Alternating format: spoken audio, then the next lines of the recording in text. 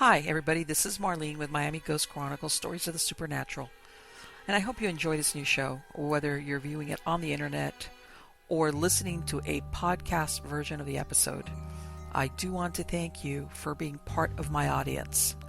You can also find links to videos or podcasts on MiamiGhostChronicles.com, as well as where you can submit your story about any eerie experiences you've had, which I would love to hear about.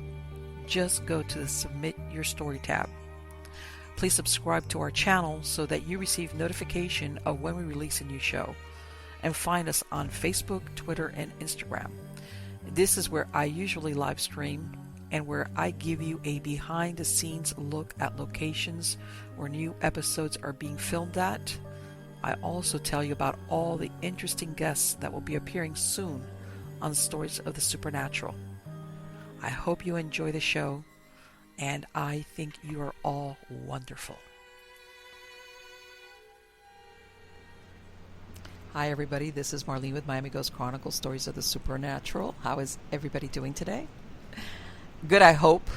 You know, I'm still, like I said, earlobe deep in South Florida summer. Okay, so you know what that means. Humid, hot, sticky, but yeah, even having been raised here, I'm telling you, talk about hot. But anyway, I wanted to tell you a little bit about my guest today.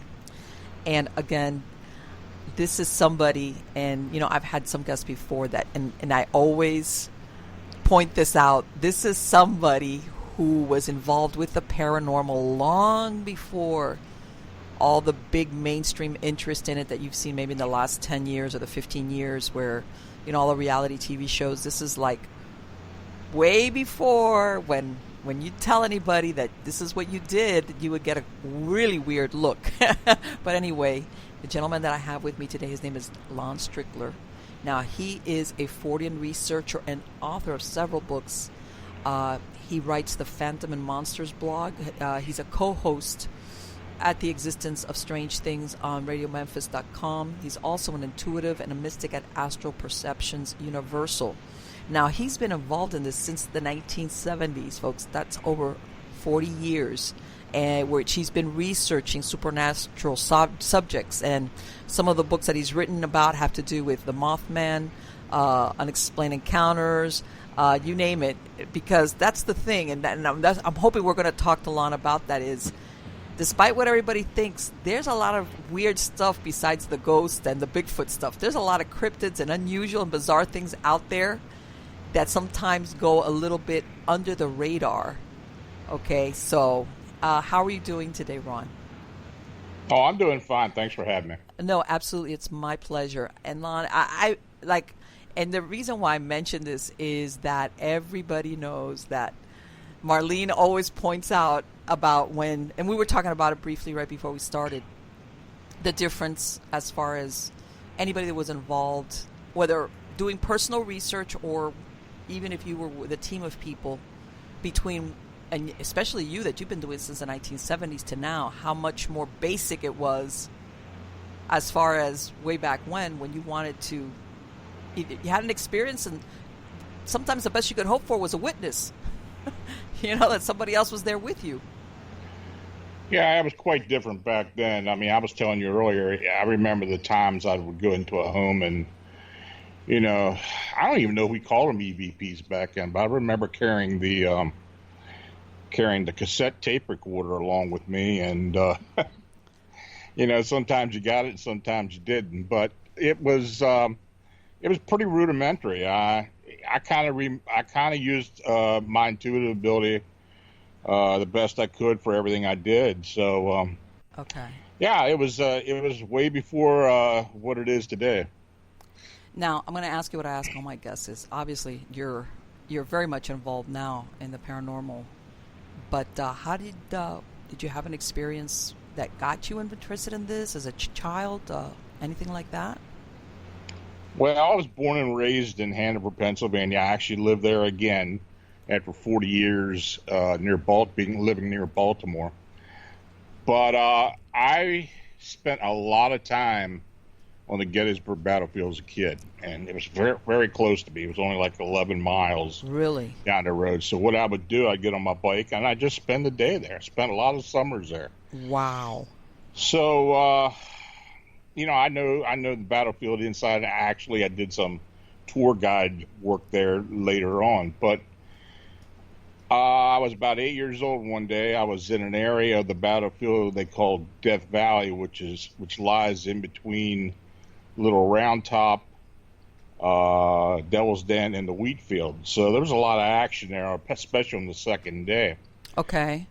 And what happened was I was on my bike. I was on the road riding towards Devil's Den, and I just suddenly started hearing gunfire and cannon fire, and it's like everything opened up for me.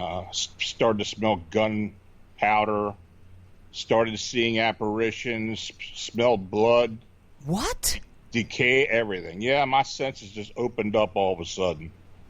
And that's the first that it happened to me like that. Now, I knew that I could sense spiritual energy, but not to that extent.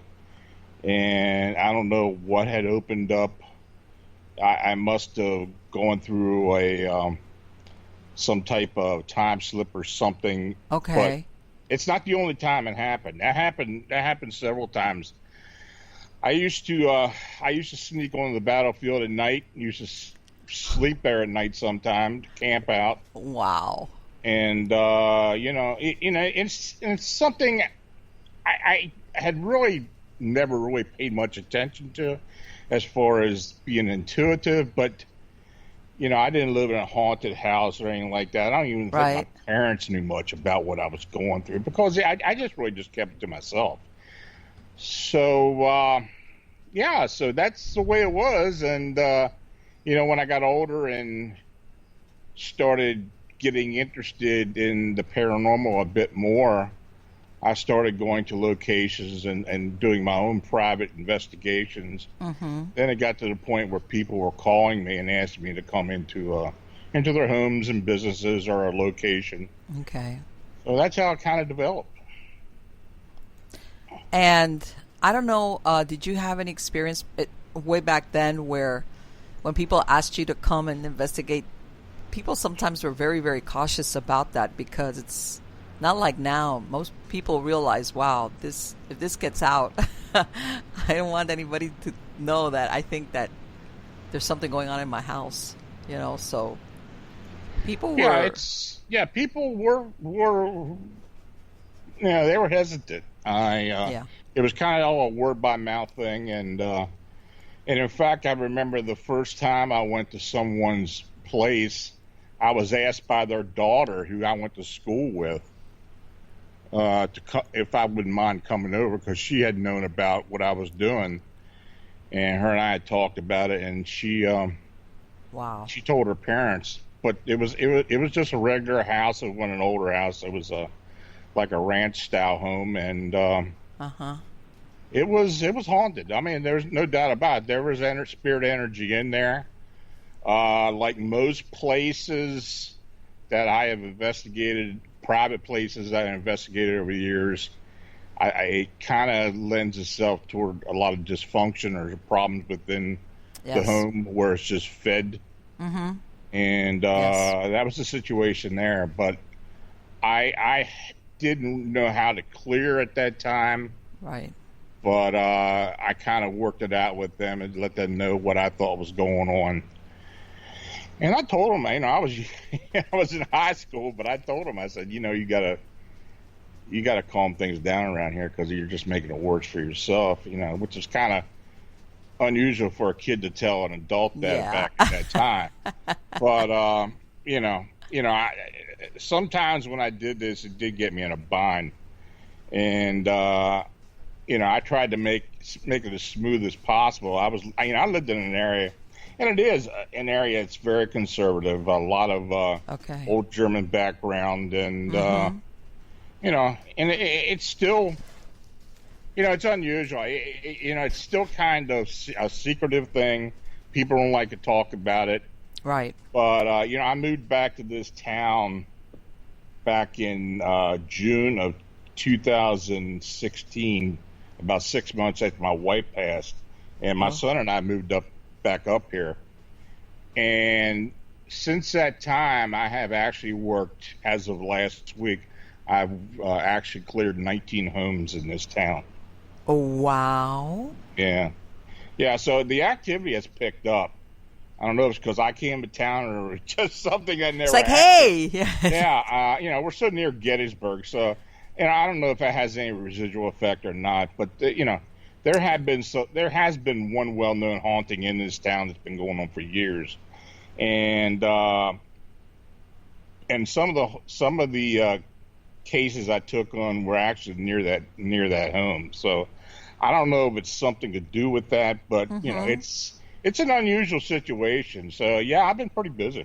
So do you think that it was, in other words, you're not sure whether it was just residual? Sometimes negative stuff that happens in the house, it'll stay layered there, or if there was any intelligent haunting, or was it, like you said, sometimes even PK energy given up, like you said, in an atmosphere that's supercharged, depending on what's going on by whoever lives there over a length of period, not just because of one argument. Most of the, I think most of these cases that I have taken on over the years are, like you said, PK, possible poltergeist that's manifested by somebody in the home. Okay. I also do distance clearing. I was trained to remote view about 8 years ago. Okay. I use that as well in what I do. So, okay. Yeah, I think that is the major reason why people get activity. For whatever reason, they pick something up, something attaches to them. For whatever reason, I seem to work with a lot of people who have benign abilities, right? And they really don't know why these energies keep attaching to them. Okay. And they bring it into the house. If there's some things going on in the house, it just magnifies the activity. So yeah, there you go. That's what that's mostly what I run into. Let me ask you, because I know and I'm not sure exactly what area of Pennsylvania, but I know out there they have the powwow magic or powwowing. Yeah, I grew up with it. You've come up against that, and yeah, I actually had an aunt who was a powwower, and oh, really? Okay. Yeah, I that's I've written about it a couple times. Okay. But I got a family. I have family that have actually been powwowers over the years. It's not prevalent now. In fact, the state basically outlaws it, but it's a folk magic. How can they outlaw something like that? How can they do that? There was a famous murder here in York County back in the 30s, the Hex Hollow murders. Yeah, I'm familiar with that. But still, that could be, that was somebody that was obviously. But it's like, okay, you're going to outlaw people with, that are crazy, because obviously, some people, if they're mentally ill or something, they'll use any pretext. It wouldn't be the first time, but I wasn't aware that they had actually outlawed it up there. Wow. Yeah. That's pretty extreme. It's still in the books too. But there's still a lot of active powwowers here in Pennsylvania. But basically, powwowing is nothing more than just Appalachian folklore. It's right. It's almost the same thing that you'll find being practiced the whole way up and down the Appalachians. I mean, it's practically the same thing you find in West Virginia, in Tennessee, and Eastern Kentucky, and North Carolina. There's these root conjurers and these folk magic healers. It's almost all the same. It's not much really that whole lot of difference to it. Do you think it's died out? Because, and I'm not sure if this is accurate or not, that a lot of it was passed down by oral tradition. In other words, that's how people were taught. Like, you had somebody, either in your family or whatever, kind of show you. It wasn't like, oh, here's the book. It was like you learned by directly from another person that practiced it. Yeah, it was rarely taught to someone outside the family. It was kind of passed down. That's what I've heard. a lot of times it was passed down from like not parents to children, but like aunts and uncles to nieces and nephews. That seemed to be what happened a lot. Okay. And I was pretty familiar with it. And in fact, and I kind of hate to admit this, but I always keep a long lost friend with me all the time. Really? Uh, Okay. yeah, I do. I keep it around me. Okay. I keep a talisman with me as well. So, Okay. I'm, it's kind of ingrained in you, but, Exactly. and I'm not a religious person, No, really. but I totally understand. I totally Yeah, understand. yeah. Yeah, you grow up with certain beliefs, and and let me tell you something, especially when it's coming from authority figures, as in a family member or parent, it's really hard that even though, like you said, your logical mind kind of like explains it away, there's a part of you that's like, just in case. Yeah, I mean, I've never really practiced it, but I'm very familiar with how it's practiced. And, Hmm. it's, I have talked to several practitioners, what they call hexmeisters or whatever they want Right. to call themselves.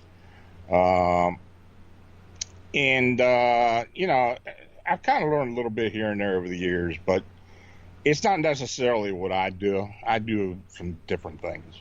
Okay. So I'll leave it at that. All right. Well, you know what? But to be honest with you, I think that anybody that's in this field, especially which part of what you end up doing is what you're doing, which is going into houses and to clear them. The Hmm. more knowledge you have about different belief systems or origins of what might be there, it's better for you. It's helpful to whoever you're helping, because sometimes people move into locations and they really have no idea of what or who was there before them. And sometimes they're like, we don't get why this is happening, or we're hearing or experiencing this, and they're totally out in left field. And, the more knowledgeable you are, the better it is for whoever it is that you're trying to help. Yeah, it is. I mean, I've run across a lot of things that I had really no idea about. In fact, I had a case that wasn't far from here, where a woman who was a Bahamian descent. She had lived in New York, and her grandmother was actually an Obe priestess. Uh-huh. And apparently, what happened was, when her grandmother passed, and since she lived with her grandmother, the tradition was, and apparently she had kind of upset a few people over the years, and there was a curse on her, and it was automatically transferred to her. Wow. So when she moved with her family to this part of the country here in southern Pennsylvania, she called me one day, and she was having all kinds of crazy things going on. And basically what she had was some type of entity, and I never really have been able to figure it out, but Yeah. it was just messing with her all the time, especially when Yes. she was sleeping. Yeah. And, Mm-hmm. I attributed to a lot of what was going on with the Obe religion, which Mm-hmm. is, it's just one of the many Creole religions. Right. And, it's a little different than voodoo or Santeria, but it's basically the same. There's some religion, actual Christian religion mixed in with it and Oh, such. yeah. So, I did my homework and did some work with her, and eventually we ended up clearing it out of there. So, Wow. it took a while. Yeah, but people don't realize that a lot of the those religions, like you said, Santeria, Voodoo, Candomblé, all these, that they're different, but they're kind of the same roots, which is the African nature religions. A lot of them, when they do curse, they use the spirits, in other words, as emissaries, as part of the curse, in other words. Mm-hmm. They bind the soul, usually, of course, one that is a discarnate. In other words, that hasn't hasn't ascended. In other words, it's trapped or caught or whatever, and they bind it and they use it in a lot of their curse work. So I'm not surprised when you told me that that this is what it was, because I've heard of other people, not because they got it inherited it from their grandmother. Poor lady, she must have been darn. But yeah, I've heard of other people having similar experiences along those lines. And yeah, it's a very unusual thing. People don't realize. Well, interestingly enough, I do all kinds of research with different types of phenomena, and this kind of folk magic, folk religion comes into play a lot of times with a lot of different phenomena. I mean, even with cryptid manifestations, it does. When you start digging deep into it, you start realizing, here we got some type of cult magic or something getting involved. And then you got to learn how to deal with that too. So yeah, it comes into a lot of different aspects of my work. Sure. And let me tell you something. Your knowledge must be priceless. I'm telling you, it must be priceless. Because, like you said, there's so many different religious / magical belief systems out there. There's a lot of them that people sometimes have no idea that the root cause of maybe what's going on at their location or to them is that. Especially if it was something done in the land, it could be a whole host of things. So I'm telling you, your knowledge is priceless for somebody that asks you to come in and help them out. Because I've heard of people asking for help and it ends up getting worse because somebody that goes in there doesn't really know what they're doing. Well, that's a big problem. That is really a big problem. I have had many cases where that's happened, where someone starts experiencing activity, and the first thing you do is they get on the internet and start checking for the first paranormal group in the area they can find, or who will come out there. Yes. And they come in there, usually exasperate everything. And in fact, I have been in situations after several priests have been in, and they go running out of the house because they get scared. Yes. And then people call me. Exactly. Especially, and don't get me wrong, I think that there's times where the rites of exorcism are going to work. A lot of it depends on the circumstances, what's happening there, et cetera, et cetera. But there's a lot of non-human entities, which are that precede Judeo-Christian belief systems. And the rites of exorcism, it's not going to do kind of anything, Hey, I've gotten to situations where I have told a client that, I can't do anything else for you. You're going to have to call a qualified priest, somebody who's taught in the rites of exorcism. And, I'm at the point where I just can't help you anymore. Right. But they got to bring the right person in there. Yes. And that's not easy to do, because normally you've got to get somebody from out of state who's been involved with this before. And, though I know the Catholic Church is actually recruiting more people over the years now. And, I don't know if that's really helping or kind of expanding on people thinking that they're having problems. But, and you're right about the non-terrestrial, non-human type entities. Yes. There are having cases I've been involved with, and cases that I know with other people. Some well-known cases, actually, that people thought that they were being infested by a human-based or earthbound energy, and it turns out it's something completely different. Yeah. And it's out there, and it happens more than people realize. Yes. And contrary to what people think of as, I'm going to use the D word, it's not a demon. There's a lot of non-human entities out there that don't fall into the category of the demon, because and the reason I'm poking fun at it, because I really think that word is overused. Everything is a demon. I don't like the word you. I I never know. use the word demon. People tell me, well, I think I've got a demon. Well, Yeah, it's like there's evil and there's evil. You can call it what you want to call it. exactly. Demon is a religious term as far as I'm concerned. I know the church overuses it. It's Hmm. always meant to be the devil, Lucifer, or whatever, or one of their minions. But evil is evil, and Exactly. it's all treated the same way, and it's just a matter of the degree of the malevolency, and that's what you're there to determine. Of course. And people don't realize that, of course, because thanks to Hollywood, people, when they think of the rites of exorcism as far as the Catholic religion is concerned, sometimes people go through years Hmm. being exorcised. Hmm.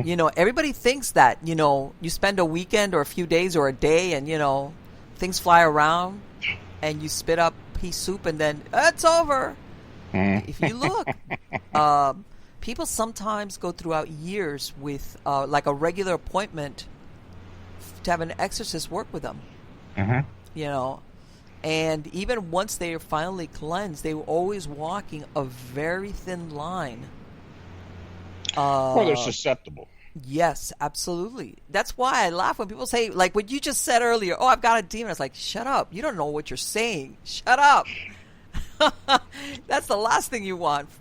That's, Well, and like I said before, it's usually people that are susceptible to these malevolent yes, attachments are people that have abilities. And, yes. I work with a fairly large number of very young physical mediums Mm-hmm. who, when they're 8, 10, 12 years old and they have no idea what's going on, the parents are scared to death.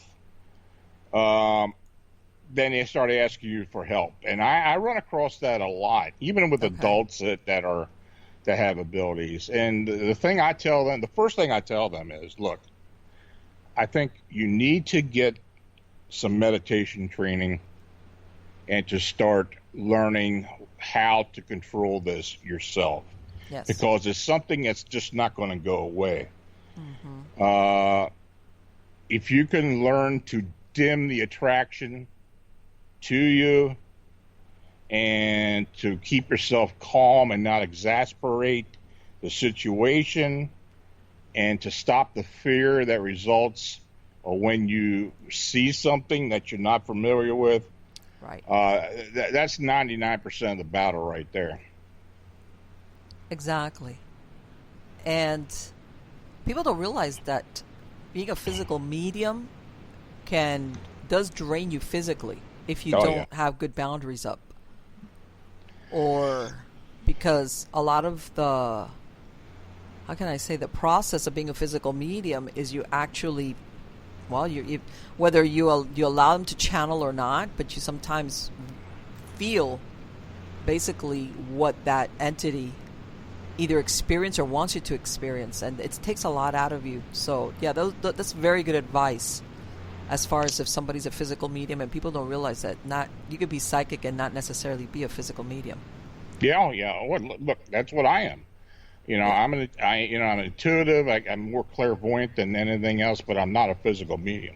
Mm-hmm. And when I started to train to be a remote viewer, which is a process that took actually over a year to Wow. do, when I started using in my work, you'd be, some people are surprised. I'm quite sure you wouldn't be, but I would be physically attacked at a distance. Yes.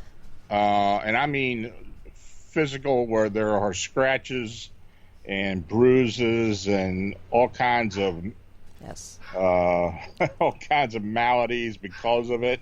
Mm-hmm. I would normally do it when I do a session, and this still happens. When I do a session, say a session will take an hour and a half, 2 hours.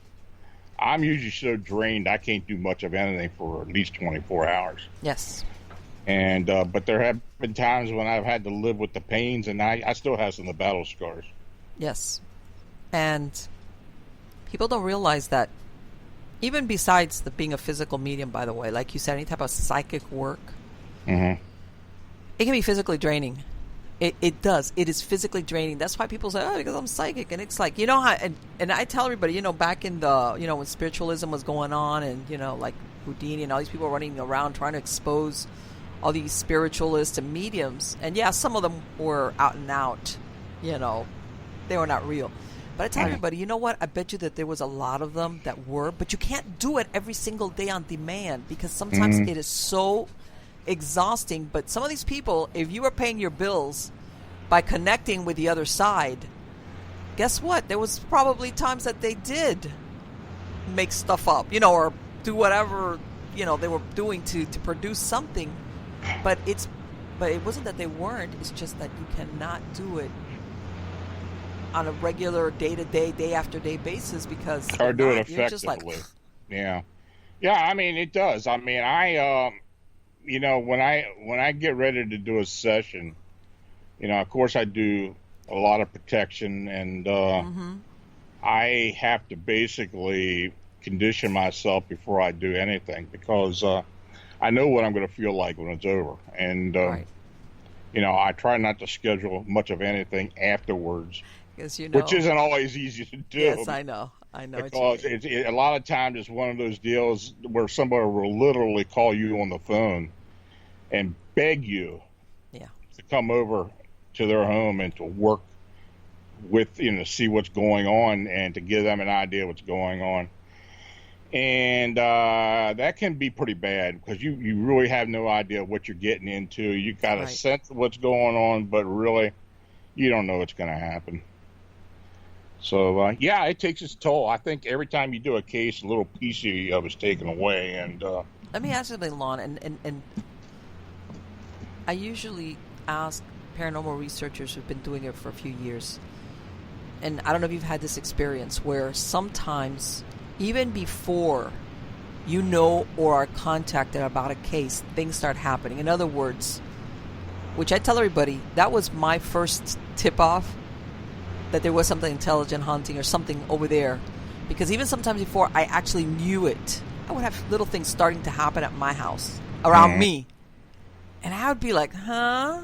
Okay. After a while, I caught on. I was like, okay, any day now, I'm going to get either a phone call or then later on an email. And thanks for just giving me the heads up because now I realize that there is something there because otherwise none of this would be happening. In other words, because time and space is not the same for an intelligent entity over there, discarnate. Have you ever had that experience where before you even knew about it, things were happening around you or in your house? Well, what happens to me is I pretty well keep my habitat pretty clear. I mean, and pretty protected. So I don't normally have anything going on around me. But what does happen a lot of times, and I warn people about this when I talk to them, and invariably it happens, and a lot of my clients can tell you what happens. I will talk to them, and let's say somebody calls me at like 6 o'clock in the afternoon and said, look, I got this and this going on, and I can't do it. It's beyond control now. Something needs to be done quickly. So I will tell them, look, I will actually start working on your location. I get the location, the address, and everything. I will work on your location, maybe 2,000 miles away from me, but I'll start working on the location remotely. And but I warn them, if you start hearing stuff, you start seeing lights flashing about, you start hearing static-like sounds, that's me. Right. Yes. So I have one particular that was pretty interesting. I had a gentleman just outside of Atlanta who was telling me about all the things that were going on in his office. He's got an upstairs office in his house, and he had actual large equipment being picked up off the floor and dropped and stuff. And he said, I have to have something done. It's scaring the family. Something's got to be done about this. So I told him, I said, well, look, do me a favor, go downstairs, sit in the living room and do what you got to do, but stay out of that room tonight. Fine. So about an hour and a half later, he calls me back up, and he told me, he said, I can't believe what's going on there. They said there are lights flying out of the door. I mean, out of the doorway.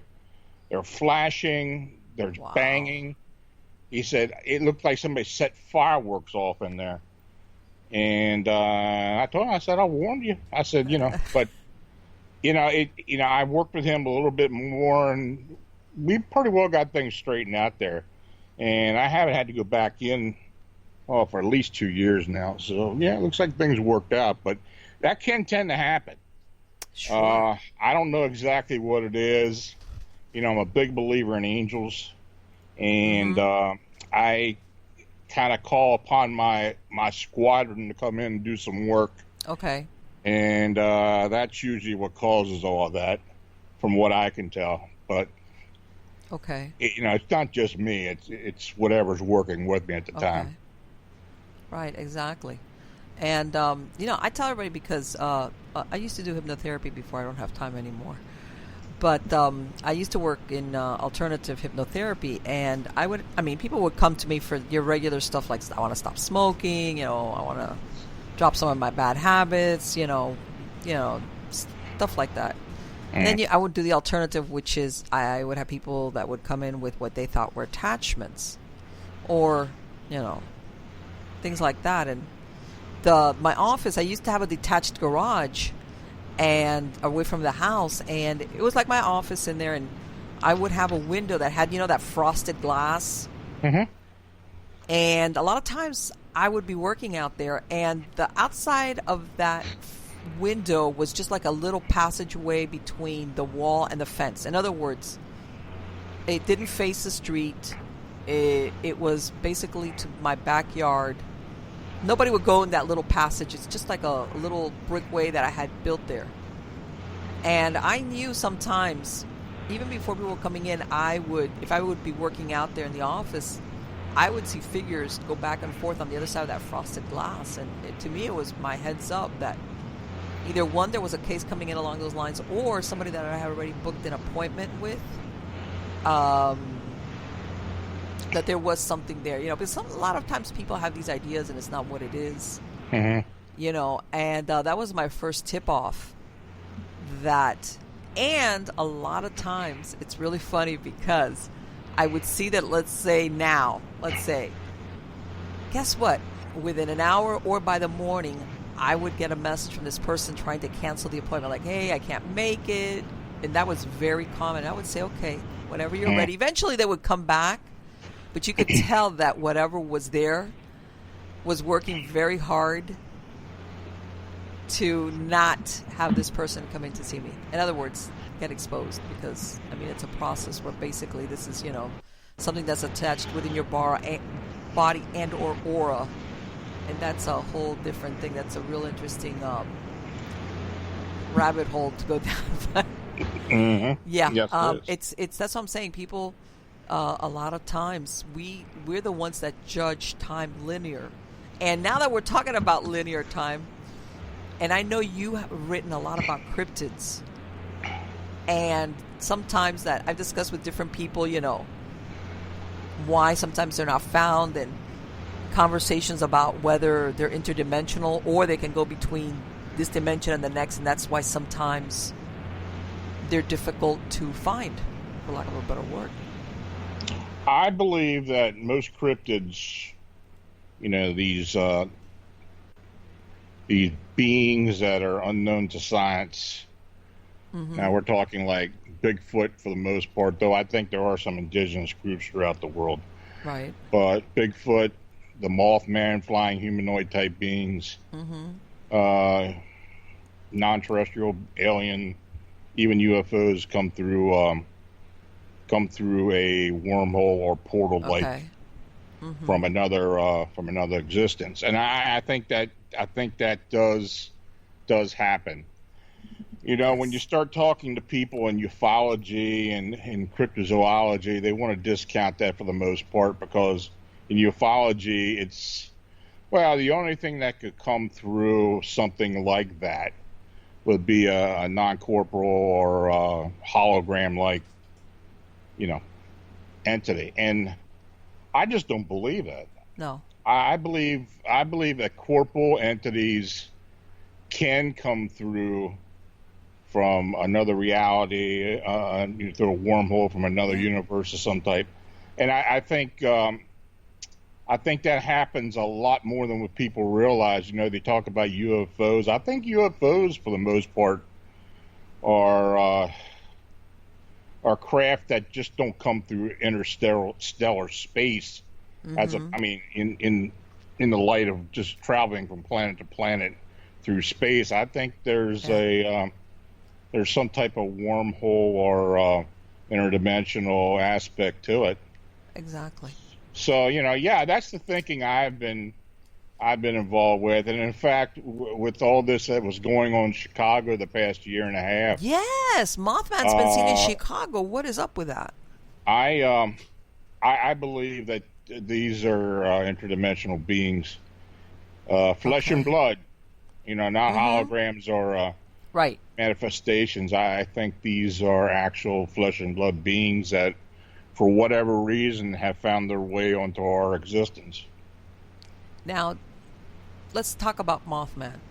Mm-hmm. Do you think Mothman is a warning or a cause of a disaster? No, I don't believe in that harbinger theory.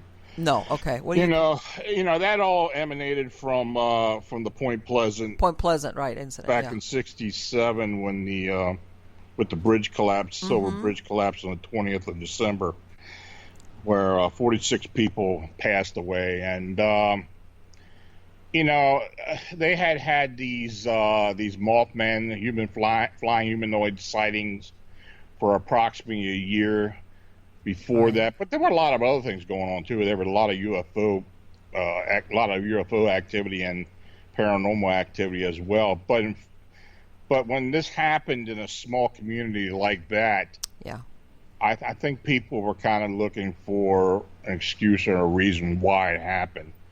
And since someone came and said, "Well, I saw the Mothman above the bridge," so and so, and they just assumed that's what it was. So that's where that harbinger of doom or harbinger portent of doom disaster theory came up. John Keel was great. He was a fantastic researcher, but I think he kind of perpetuated that a bit too. And I think some of the other researchers that are involved with the Mothman kind of see this as a harbinger of doom or some type of evil incarnate. I don't believe that. I believe these beings are summoned beings. Okay. I think the Mothman from Point Pleasant was a summoned being from another reality by a strong spirit presence, most likely a Native American presence in the area. Okay. And I think that what's going on in Chicago, and it's just not Chicago, we've got sightings all over the place. Okay. I think these are either summoned beings or are coming through for some other reason other than being a malevolent being. And I guess another theory, and I don't know, not necessarily because I believe it, because really in Mothman I'm out in left field as far as, just because something is sighted or shows up in a certain place doesn't necessarily, I know what you're saying, equate to bad things happening. Mm-hmm. But part of me thinks are some of these creatures, like you said, let's say from another dimension, do they feed off of negative emotions, agony, human suffering, death, and is this why they hang out? Because maybe they're not just observing; they're there. What do you think? That's a good question. I really don't know. I think human emotion does play a factor in this, but I believe when these things are summoned, they're summoned for a particular reason, like a protection, or actually used for some type of retaliation. Okay. Not necessarily to harm someone, but to kind of scare things off. Okay. Yeah, you know As what? That's far a as, very good. and even though I believe they're flesh and blood, I think they actually do feed. I have had, and I didn't really mention a whole lot of this when I wrote the book, but we had some witnesses who wanted to remain anonymous because actually they were fearful that somebody would come in and harm these things. But they had actually witnessed, according to them, one of these beings actually feeding on fish in northwest Indiana. And this was Really? going on, yeah, this was going on about the time that all this was going on in Chicago. So, Wow. they may actually eat flesh, Right. uh, you know, Yeah, not like hang out and like yeah, like an yeah, organism that needs to feed itself yeah, to keep yeah, on living. actually have food other than just food. So, Wow. they were pretty, I tell you, there was two witnesses actually. They were pretty, adamant about it. And, I kind of checked up on them to see who and what they were and what was going on. And, at this point, I believe them. I think they actually saw something. In fact, it was something that they had witnessed on several occasions. It's very And since possible. me and my team were investigating this, I think they were afraid that people would come in there and either hurt them or drive Sure. them away or Sure. what. And It's that does happen a understandable. lot when we get involved in these type of cases. Yeah. I think that, I'm not going to say everybody, but unfortunately some people when they don't understand something, they're hostile towards it. And by this I don't mean everything that's out there is like, you know, pink unicorns, but still it's like you shouldn't like try to like hunt it down. There's a lot Yeah, of well, people out and there like that. there's a mentality out there that these things need to be these unexplained beings need to be hunted down and No, researched. Well, no. I just think another way. I mean, if we happen to come across one of them, fine. Well, Um, a lot of people have written a lot of different things about these type of beings over the years. They find one, what they've written over those years is moot. So, let me ask you: have it's you over. have you ever had? Since a lot of people call you or let you know about these sightings, have you ever seen a correlation with sightings of cryptids and sightings of UFOs? Because I've Oh, heard of people. absolutely. Yeah. Yeah, I've had a couple, in fact, where witnesses would state that they actually see something coming out of one of these craft There you go. or associated with craft and these beings at the same time. That's fairly well documented. Yes. And it just doesn't, it just doesn't involve UFOs and a cryptid. It also involves paranormal activity and a lot of other odd things that go on. But one thing that we have been looking into recently, as far as in the area, is in Pennsylvania, and I'm quite sure it happens other places as well. But this phenomena of people seeing these orbs in relation to Bigfoot sightings, and actually a day or two later, when an investigator will go out to the location looking for evidence, these orbs will show up. Now, Wow. that's something that I haven't really run across a lot of over the many years I've done this, but I'd say the last few years that's becoming more prevalent. Now, why that happens, I don't know. I mean, it's it just makes you start thinking, maybe there is some type of paranormal or supernatural aspect of Right. these cryptids. Connection. So, yeah. And what do you think? And I have to ask because there's the people that say Bigfoot is benign, good, don't worry about it. And then there's the other people that think that we have to worry about Bigfoot because given half a chance, Bigfoot would have you for lunch, if they could get away with it. Well, I had an encounter in '81, Oh, and this thing made no attempt, though I was on the other side of a river. okay. But I was in the river fishing at the time, and when I saw this being, it made no indication that it was coming after me Okay. or that it was even interested in me. So I think for the most part, it's just like anything else. They try to avoid and other creatures. They try to avoid humans. I guess if the situation calls for it, say they feel threatened or trapped or something to that effect, they will retaliate. And there have been instances where that's happened. Right. I don't think it's much different than any other animal. As for even a human, I mean, a person is threatened, they're going to retaliate. Exactly. So. Yeah, and sometimes it might be that they have young close by, which is what a lot of animals. That's usually when animals that normally passive will get ferocious if they're protecting young. Mm-hmm. So yeah, that's very possible. I think I have a friend of mine. She lives in California, and her husband. He told me this story, and he says, in other words, he says he was up camping in Northern California with his uncle and his dad, and they sent him. There was a lake nearby, and I can't remember if they told him go get some water or go get some more firewood, something like that. He was a kid. I think he was like 10 or 11. And he said that he was just there hanging out, and all of a sudden, I guess, there's a clearing right by the lake, and all of a sudden he saw Bigfoot step out from the tree line. I guess it checked out to see if anybody was there, but they didn't see him because he was kind of off in the shadows.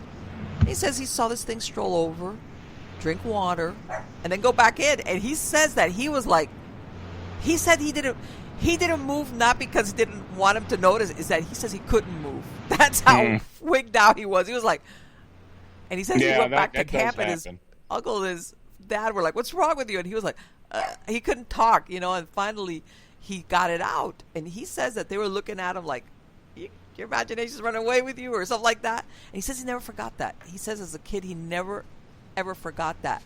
And I think a lot of people have those experiences, almost like, you're not hunting for Bigfoot, you're just out there, you're a kid going on a camping trip, and the next thing you know, you have a sighting, just like what you described when you were having a fishing trip. It's it happens a lot. I've talked to many witnesses who would be out hunting and be armed, and they'd come face to face with one of these things and just not take a shot at it. Not only because they were paralyzed in fear or paralyzed in shock, it's just that they had doubts that if they took a shot at it, it would do much good. And it was that trepidation. And, I mean, you don't hear too much about people taking shots at these things. Well, I think that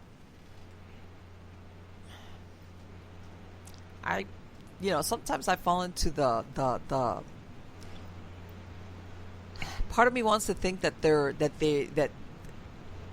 I'm kind of on the fence of them being able to travel between this dimension and another. Mm-hmm. I just think sometimes that they're just really, really, really good at camouflaging themselves. Yeah.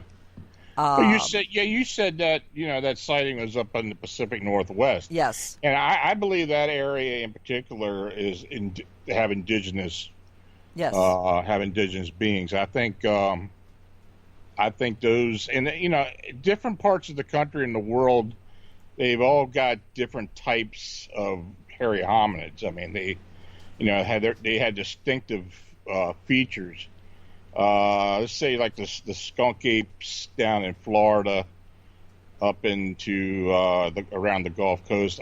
I think those are indigenous for the most part. Eastern Texas, Arkansas, I think are indigenous. Much of what you see in Canada, mid Canada, west out in the British Columbia, and down into the Pacific Northwest, I definitely believe those are indigenous. But there are other parts of the country, in particularly where I'm at, the East Coast and the Midwest, upper Midwest in particular, I believe a lot of these may be, for the most part, beings from other dimensions. And why they do that, I don't know. Is there a relationship to extraterrestrials or non-terrestrials? Possibly. But Are there time slips as well, or are there alternate universes crossing? Yes. Very possible. I mean, the more evidence, it does seem like as time goes by and in recent years that the veil is thinning for the most part, and I think people are seeing and experiencing a lot of this phenomena, not only because it's more prevalent on TV and being written about, people are more open about it. I just believe that there's more opportunity given to people, not just out in the boondocks somewhere, but it happens in places closer to towns and cities as well. I think it's, I think there's just more out there. Well, you know what? Because it's really funny because in the last few years, I always thought of Bigfoot as just one Bigfoot. Like there's one Bigfoot. And of course, in Florida we had the skunk ape, but that was, But now it turns out that there's different versions. The grassman, and depending on like you said, what part of the country are you in, depends on the what version of Bigfoot you're going to get. Size varies. A lot of things vary. And that's, like I said, I want to. Part of me is like, I think they're better than I think people realize. I think a lot of times people are being observed by them and they have no idea they're not. Because I think absolutely. they're so proficient at camouflaging that people just don't realize that they're around. Yeah, I believe that. I know there are particular areas where I know they're at, and people just don't realize they're there. And the evidence is there, but you just don't see them. They're around. Yeah, but there's a lot of and the thing is that there's also, and I tell everybody, as far as, I don't know if did you ever see the that series? They only ran it for a few seasons. It was called Fringe, and basically it dealt, with the I was idea of a parallel big fan of Fringe, dimension or parallel universe. And I think that the laws of physics are proving that a lot of what used to be considered before way out science fiction falls more and more into the realm of reality. We might not understand exactly how it would work, but it's not that far out as it once used to be when you talked about things like that. Well, I think there's a lot of things that are going on that we just don't know about too. For whatever reason, it seems governments and other official agencies believe that they ought to protect everybody from knowing what's going on for whatever reason. I think a lot of this stuff gets suppressed because of that sometimes. I'm not a conspiracy theorist to the point where I think everything it needs to be disclosed, and there's a lot of things out there that we should know and that it'll cause worldwide panic. But, I'm quite sure there are some things we don't know about. I want to say that I think we know a lot, depending on, like you said. I do believe that a lot of information has not been given out, always with the excuse of, we don't want we don't want rioting or whatever, People to go like, it's like, okay, I understand that part.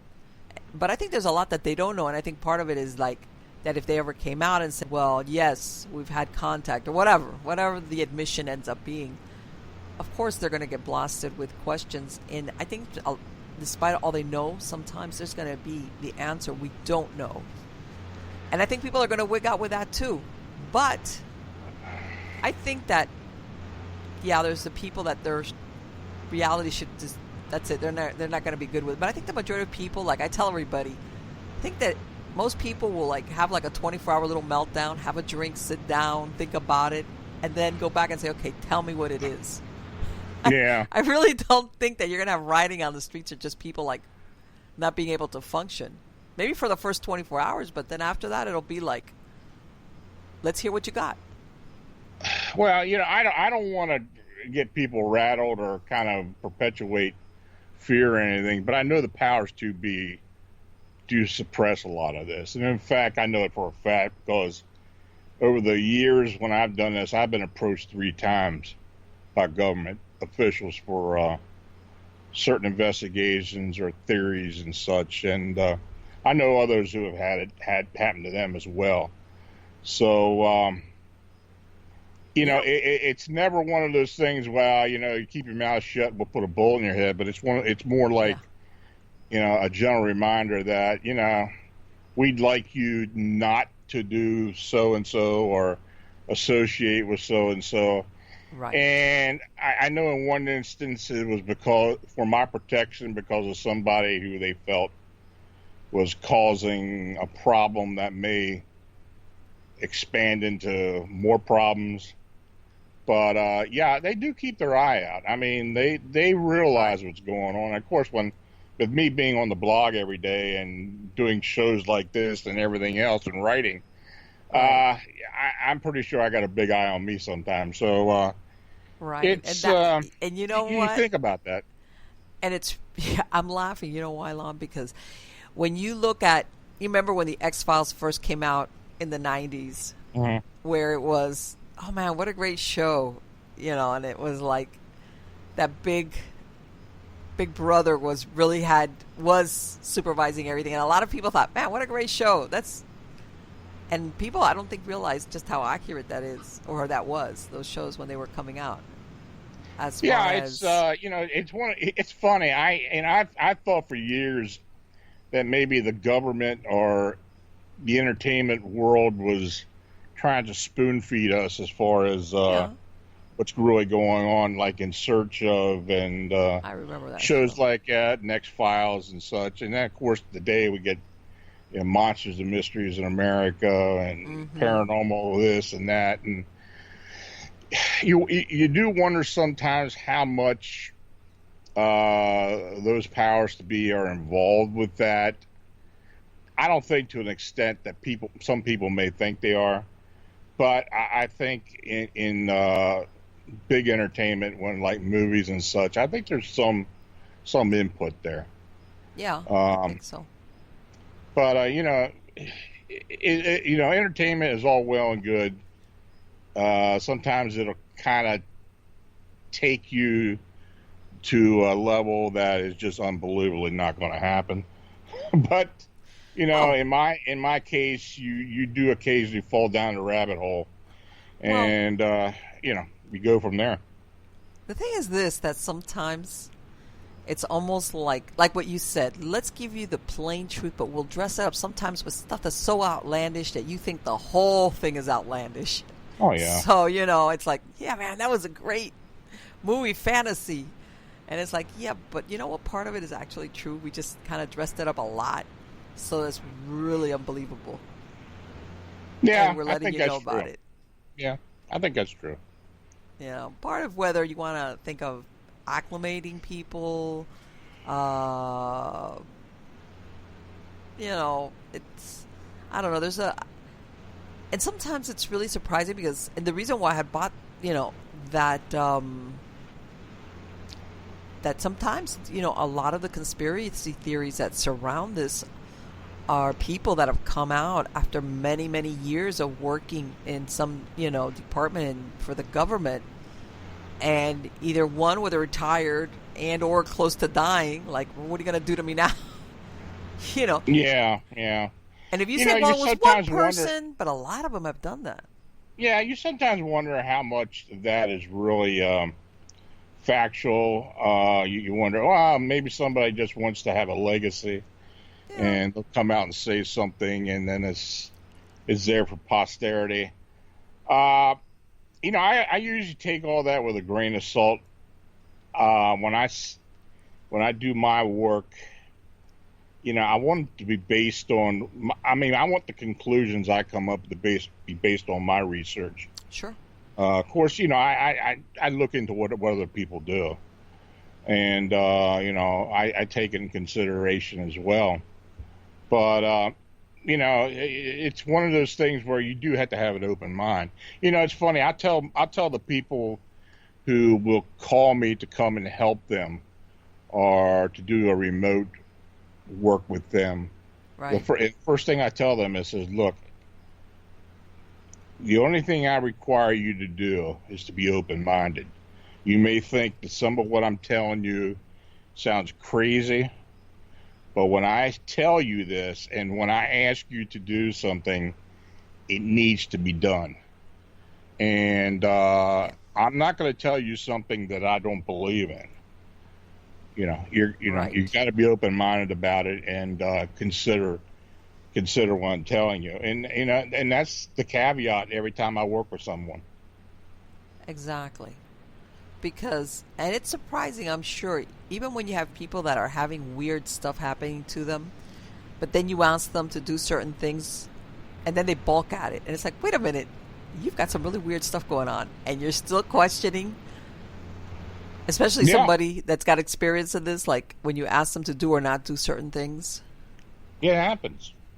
Yes. It happens, and I guess people are predisposed to not believing in something they can't see or something they've been told all their life isn't real. But you do have to keep an open mind, and if something like that is happening to you, I would think that you'd start considering the possibilities. Of course. Of course, that's what it's all about. And I think that a lot of people like yourself usually get that call at the 11th hour when they've exhausted all other possibilities. And let me ask you, have you run across people that once you really start to talk to them, they kind of fess up that they've been having experiences for years and they've done either one of two things. If it wasn't severe enough, they ignored it. And if it really got that bad, they would just move. And it's like, you've been dragging this along with you for how long? And they still kind of in denial about it. I rarely get calls on activity that are fleeting or something that just started. Mm-hmm. It's usually activity that's been going on for a good deal of time, and after they've called in other people or or just dealt with it to a point where they couldn't take it anymore. Hey, I tell you, and that's one thing that upsets me more than anything else, are these paranormal wannabes that just want to go out in the graveyard and start taking EVPs. Yeah. And something grabs onto them and they bring it home. Yes, sir. And then all hell breaks loose. And it's funny. I'll tell people about that, about cases where I've run into that, and they'll just think I'm absolutely crazy. Uh-huh. And I've told other people that do this type, that are so-called paranormal researchers or investigators who just love to go out into the graveyard, to go out there and look at the gravestones and, start yelling out the spirits and trying to get EVPs recorded. Or God forbid, provoking. Yeah, I mean, you're opening up a whole new can of worms because you just never know what you're going to run into out there. I mean, people talk about haunted graveyards. Well, there's some badass entities out there. Uh-huh. And they have no qualms about attaching themselves to you. Yep. Absolutely. Now, I tell everybody, I said, you're lucky if you walk out with a human entity, because there's some graveyards that have what they call sentinel spirits that are non-human. Mm-hmm. Okay. And if you get the attention of one of those, oh crap. Good luck to you. I have problem going to funerals. It's not because of No.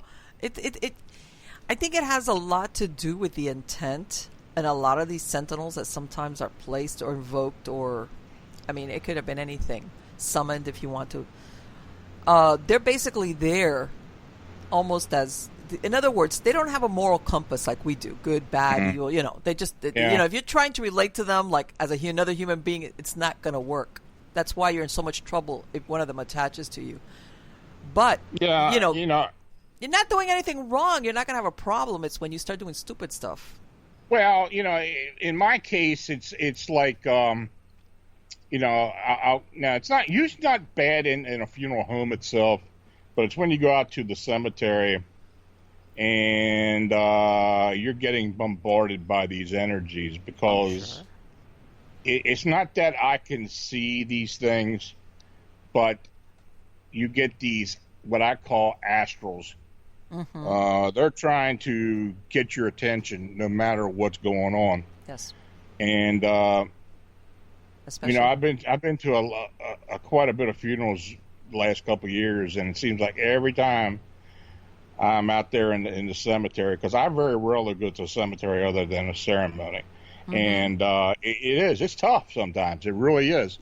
It's distracting, and I protect myself the best I can, just hoping nothing's going to attach to me. But they are drawn to you. Oh yes, they are, and I'm gonna give you, for instance, and a lot, and like one time, I remember I had a dream, and it was a real short dream, but very not weird in the sense of, and it was like I was like in one of these modern graveyards, like, and there was a bunch of people like walking around, which later on I realized were dead people. Nobody paying attention to the other, and I had this one guy come up to me and goes, hey, when you come out here, and I was like, what is this about? Okay, it was like a really short dream, but very vivid. I can't remember if it was the next day or the day after that. I had a friend of mine call me up and ask me if I would accompany him to a burial. In other words, I had no idea. That wigged me out. It was like, what? In other words, they know ahead of time that I had no inkling whatsoever at the time that I had that dream that within 24, 48 hours, I can't remember, I would be going to the graveyard for, to be with a person that needed to attend a burial. I was like, okay. So sometimes they reach out to people in a lot of different ways, but I think as far as negative stuff, and a lot of people say, well, you know what? Why would there be ghosts in a cemetery? And I go, because sometimes if you have a discarnate spirit that is kind of confused, they follow their body around. Where's the last place it went to? In this, let's say, one of these cases, it gets buried. So they hang out at the cemetery like, okay, now what? What do I do? And that's another whole conversation as to why they're not, going on with where they're supposed to go, whether they're confused, they don't know they're dead, they're scared they're going to burn in hell, et cetera, et cetera, et cetera. I mean, it could be a million reasons. And a lot of them, believe it or not, just hang out in the cemetery, and and then you get a lot of other things that people don't realize also, that a lot of people use cemeteries to either dump ceremonial objects or summon, which involve dead spirits. I mean, well, no, obviously it's dead, but what I'm saying, spirits that they've used in the ceremonies or the rituals. In other words, they don't want this thing at their house, so they dump this stuff in or around cemeteries. A lot of times, if you look especially in the perimeters or in the corners of the cemetery.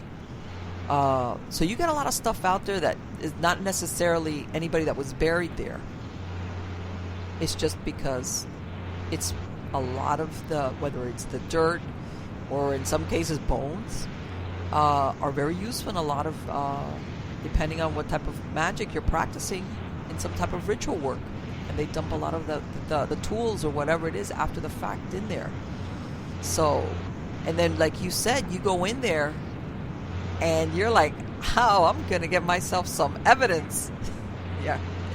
You're going to get that a lot more, too. Yeah, you're going to get more than you expect. These energies that hang around cemeteries where their bodies were buried at are normally earthbounds that just don't even realize they're dead.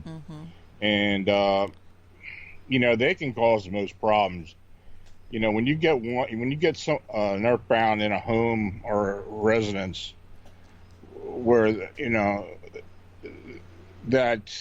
where it's got that intelligence enough to think that it's not dead, and they're confused, and That's where you're going to get most of your problems at. And of course, when somebody in life is bad or they've got issues, they're the same when they pass. I mean, Sure. that life force moves on, Yes. but there's still a residual left there. And, like I was saying, if this happens in a cemetery or someplace where bodies are buried or even disposed of, I've heard of crematories Yes. that have had so many problems. Yeah. But it's going to, if you go in there looking for problems, or looking for something, you're going to find something. And I think some of the worst hauntings that I have not only been experienced, have worked with, but I have talked to people. When you start digging into it and you start figuring out what happened, it's a result of somebody going into some place where they really shouldn't be starting, asking for EVPs and such, and they get attached. So, Right. you put the warning out there, but people invariably are going to do it anyway. So, Well, I think that, and it's like, thank you, reality shows, even though they, of course, they give a lot of disclaimers, don't do this, don't do that. There's always the people that are going to go, well, we're going to go out there and we're going to, and it's like, yeah, okay.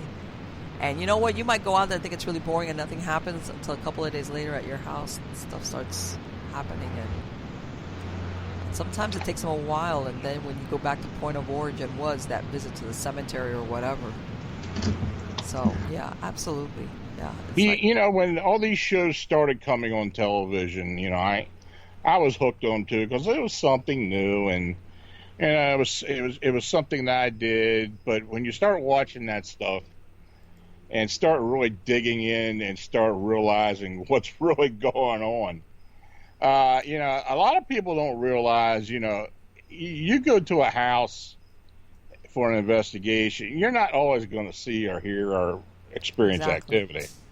It's not like it is on television. But, I'm almost at the point now where I just don't even watch those shows anymore. There may be just one show I will watch, and that'll be it. And, it's, I know if overall it's not a bad thing, just like the shows that talk about cryptids, Bigfoot, and whatever, or some of the other strange things that happen. I think it's opened people's thoughts to these things that may possibly be there, and it has helped in our research to a degree. But I think some of the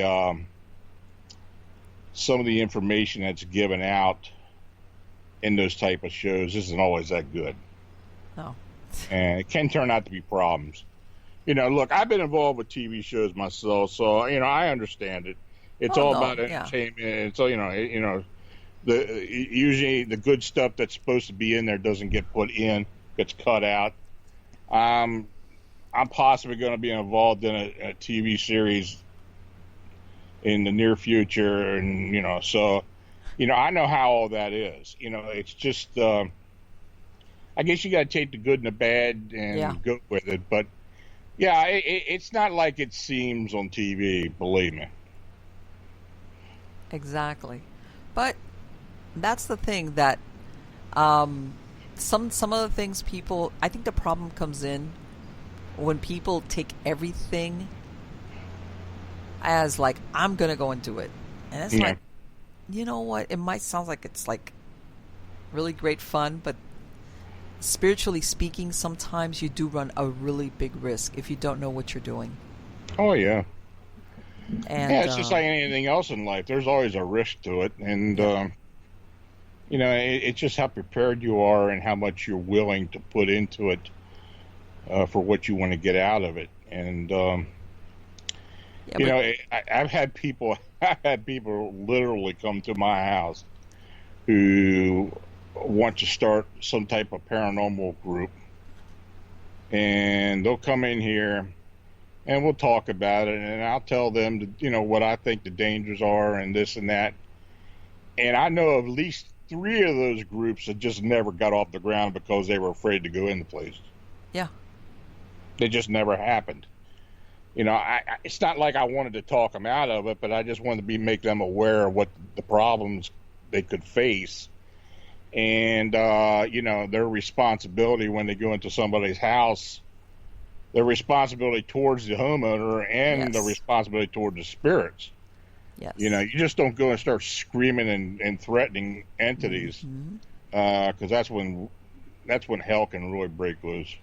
Exactly. And I think that you make a very good point that a lot of groups sometimes, because I tell them, if they get together by year 1 or 2 the most, that's it, they've dissolved, everybody, is that if you tell somebody, especially, well, it depends also on their level of knowledge, but if you tell somebody, well, you wanted to start, either one, the advice I've given is find a good solid group to join and figure out if you like it. You might not like it, you might think it's boring.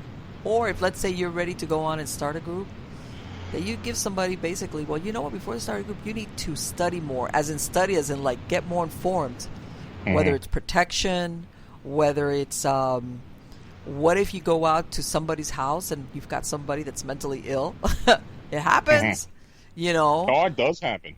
Like, where you need to like back out very graciously and go, okay, if there's anything going on in there or not, well, guess what? My safety, the safety of my team is paramount, and this person doesn't have all oars in the water.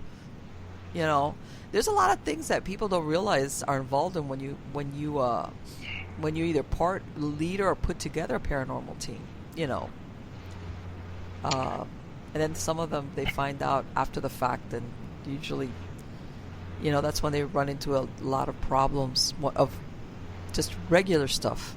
As far as either spiritually, they have what they call it, beginner's luck. They go out there and they run into something really dark and malevolent right out the gate. And then what do you do? Yeah. I always suggest that, when you start a group up, to have at least one member who's got some real experience. Yes. And has some intuitive or psychic ability. And if somebody can't be with you all the time, then have somebody you can refer to in case you run into a situation where you've either got questions that need answered, or that that the client is going to need actual help to have it removed, because there's just too many times when a paranormal group will go into a home, bring the cameras out, the recording equipment and everything else, gather evidence, and leave the owner hanging.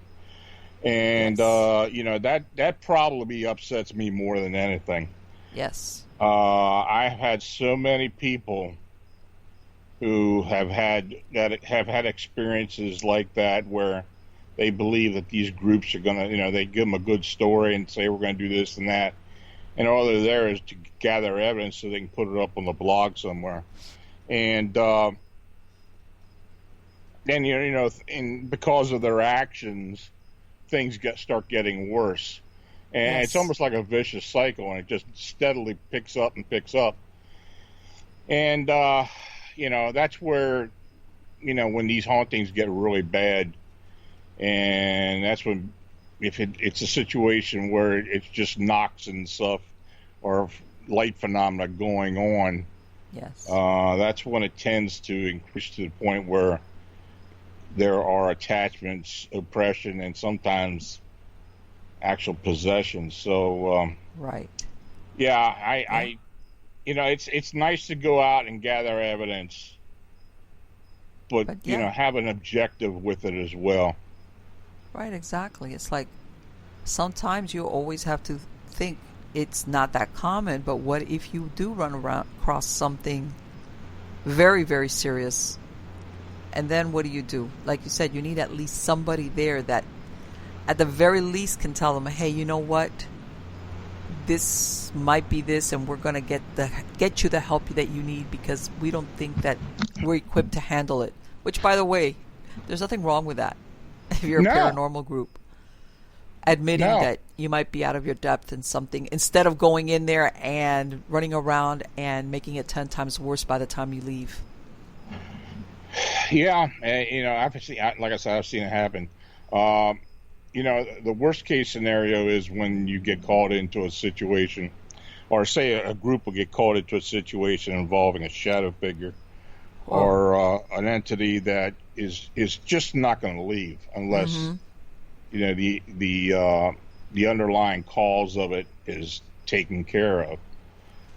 These shadow beings are almost like, one of them will walk down the street and they're going by house and they pick the one where the most dysfunction or there are problems or somebody's deathly ill or something, and it's almost like a magnet and they go right in there.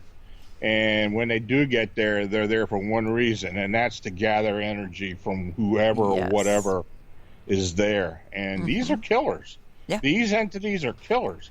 And, people talk about when I wake up and I see the shadow standing by the bed, what is that? Well, that's something you don't want there. So, if you're going to call somebody in there, you better call somebody in there and give you the facts.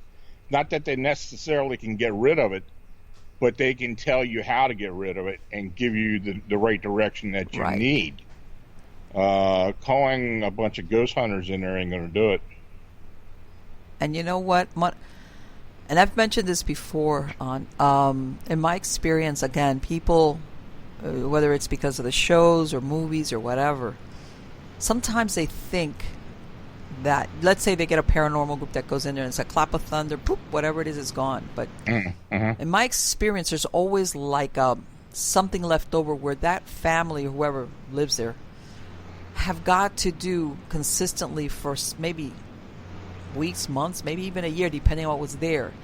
Some type of, whether it's putting holy water in their house or salting their grounds, or in other words, there's something that they have to do on their own once that person was there that did the hard work to keep it clear, because it's almost like there's always like that leftover residual stuff, and especially if there was any type of dysfunction or just problems in the household where people have to keep making sure that things stay clear. Like you said, exactly that example that you used of the shadow person is like, okay, let me go, and the attraction is to where am I going to find not a one day, human thing, but a systematic or long drawn out dysfunction, ugly things, abuse, God knows, within a household. Yeah, that's the place I want to be. And of course, once they're in there, then everything just triples over as far as fury and darkness. And then that's, when you have people starting, have their sightings, or that they'll even realize themselves, man, things were bad, but all of a sudden it really, really got bad after this. And it was like, yeah, because you were getting a little bit of extra help. Yeah, it's those type of entities. I mean, even poltergeist. I mean, poltergeist aren't these malevolent entities that are there for just because they're there. I mean, these are manifested by someone, a living person who is actually subconsciously doing this. Right. And these things just don't go away on their own. You can bring anybody you want in there to try to move it out, but it always comes down to the person who's doing the actual manifestation. And they've got to be drawn down to the point where they realize what they're doing, why it's happening, and to stop whatever it is they are doing from causing it. And those type of cases are, and they're very similar in a way to the shadow person, because when you alleviate what's feeding it or what's manifesting it, it's that's the only way you can get rid of it. And exactly. Yeah, a lot of people just don't realize. That's another thing I hate hearing. They're talking about poltergeist. Poltergeist this, poltergeist that. Well, I mean, it's just not something that's stealing your keys or knocking on the door or or moving chairs around. It's entirely different. And you know, like, again, here's Hollywood kind of putting the moniker out there that everybody uses. And I mean, these are specific phenomena that got to be dealt with in specific manners, and that's why it pays to have someone who has a little knowledge of what's going on, and just not coming in there to gather evidence. Yes, and I've mentioned that before. I say it goes both ways. I tell people, if you're having a problem like that, and you're coming down to the conclusion that you think you need a paranormal team to come in there and tell you, first of all, if you're on the money or if it's something else, do your research. Don't do your research, because basically you're opening up your doors to strangers. Mm-hmm. And first of all, you want somebody that's going to be trustworthy, that you let them in their front door. That's to begin with. And then, hopefully that they know what they're doing. I said the first thing you look at is how long have they been together. And, when you speak to that person, I say, if you ever talk to a team member and they just don't give you the right vibes, go on and look for somebody else. Yeah. Well, I think about where you live at and all the crazy things that happen down in your area, like Santeria in particular. Oh, yes. I mean, I don't know how much of that you run across, but, now I've never been involved with one of those cases, and I don't know if I really want to be honest with you, but I can imagine what's involved with doing that. Can you kind of explain to me what you would encounter when you got into one of those cases where they've got these altars and such? Right. Well, and this is the thing, a lot of times these religions, they work a lot with discarnate spirits, mm-hmm. either for purposes of divination, or in the case of like what you described before, putting a curse on somebody. The curse is not a curse as we think is like, oh, I hope a piano falls on your head. The curse is to send over a discarnate spirit and start getting haunted by this spirit who basically they manipulate or they've found. And a lot of people, everybody's familiar with, that they sacrifice animals, starting with a chicken, goat, whatever, all the way. Uh-huh. And personally, and again, freedom of religion, everybody practice. My own experience and what I've seen, any ceremony where you have to shed blood, it's not good. Yeah. Because normally any type of spirit, that requires or wants blood, even if it's an animal, and they do a lot of work with, let's say that you think that you were hexed, an example, or bad luck, or bad health, or whatever. It doesn't even have to be something that somebody did to you, just where basically they use, let's say, a chicken to cleanse you, And if you say, well, they did something with a chicken, and then, hey, chicken, like, in other words, the chicken becomes a scapegoat kind of deal. Mm-hmm. The chicken goes, but the thing is, the chicken is killed. The chicken is sacrificed. And the more severe the problem is, then that's when, or a dove, then that's when your animal goes up. It's like, then all of a sudden, that problem's really big. The chicken ain't going to cut it. And I hate to say it, but you go to the majority of cemeteries, not all of them, but a good portion of them, and if you look in the perimeters, you will find sometimes parts of dead animals. Yeah. Yeah. And that adds an extra weird layer. But eventually it falls into the same premise of whether you're talking human entities or non-human, you're going to treat them the same, Right. It's just a different way of invoking them or summoning them or using them, whatever the case might be. Yeah, I've seen a lot of crazy stuff. Yeah, I bet you have. I've when I do a session for people, I will occasionally involve divination or possibly some root conjuring. I've learned a lot of that over the years, and use a lot of incense, you burn a lot of herbs, you do a lot of this, you do a lot of that. I mean, there's a lot of different ways of doing these things. It all comes down to belief for the most part, and I'm pretty sure that has a lot to do with what you have run across with Santeria.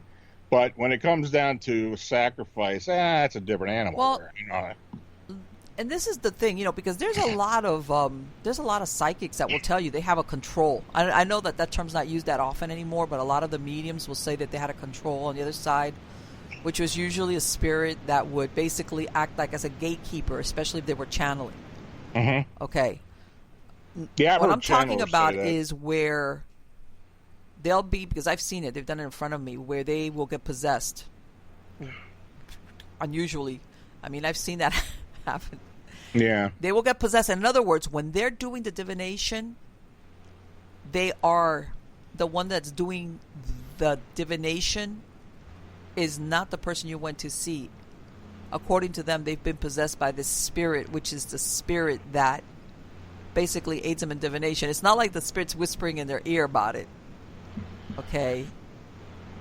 It's that they've allowed possession in order to have that ability to... I mean, I don't have any problem at all with divination. I think that at some point, a lot of us, when we were more attentive to our intuition, we were pretty good at it. I think my problem personally is when you allow an entity to consistently take you over in order for you to do it. Mm-hmm. And because 9 times out of 10, this spirit is not an evolved spirit. This is sometimes a bound spirit, and there's a lot of dark aspects. I mean, things that have happened, the sacrifices of people that have found sites deep in the woods out here, of a lot of animal sacrifice, and we're talking here really, really, really dark stuff. Really dark stuff. And, by the way, if you really wanted to do somebody in like on a dark magic, you would go to one of these priests who works the dark magic. It's really expensive too. But of course you're paying for, hey, I either one, want this guy to fall off a building, or two, I want to ruin him financially, or I want to make his personal life just fall apart. Stuff like that you're going to pay thousands of dollars for. And you'd be surprised that people actually fork over that money to have that type of work done. Yeah. So you do have repercussions. As a matter of fact, less than a year ago, I went on an investigation, and I went in on the second part of it. And this lady, she was renting a very nice house, a lot of land. She was renting it. Basically what we came up to, she was having a lot of experiences in the house, whatever. But basically the origin of it, we determined, was that whoever owned or had owned the house had a curse placed on the land. Somebody had buried something in their yard. How's that? Yeah. In other words, the person wanted to get at the owner of the property and had buried something in their yard that was really maleficent. And I said, it's not really directed at you, but because you live here, you are suffering the effects of it. At the end of the day, we kind of gave her the advice, and we said, look, since you don't own the place, if our best advice to you would be, once your lease is up, move. Go move. And about 3 or 4 months later, not even something, I know her lease was coming up. I got a call from one of the other investigators that she had tied. She goes, hey, she wants to know if you can go back out because she renewed her lease and something had happened with one of her kids. Her house had gotten broken into. She had these beautiful antiques, but nobody would know. It was really unusual stuff, and I was like, what am I going to tell?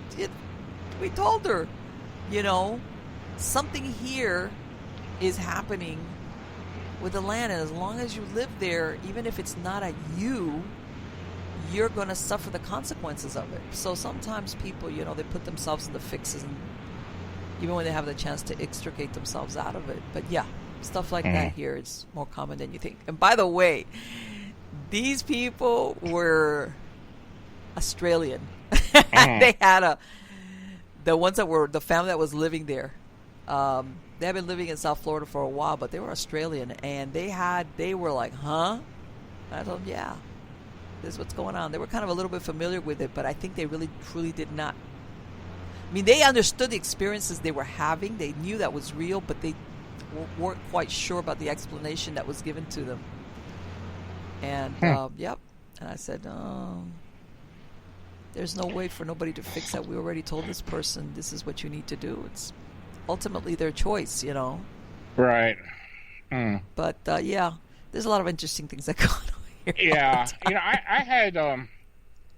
I had one case that was really weird like that, where it was the land itself, but it was because somebody who had lived there before had upset somebody or whatever. We never did really figure out exactly what was going on. But anyway, this woman in Connecticut had contacted me and another person I was working with who lived up there.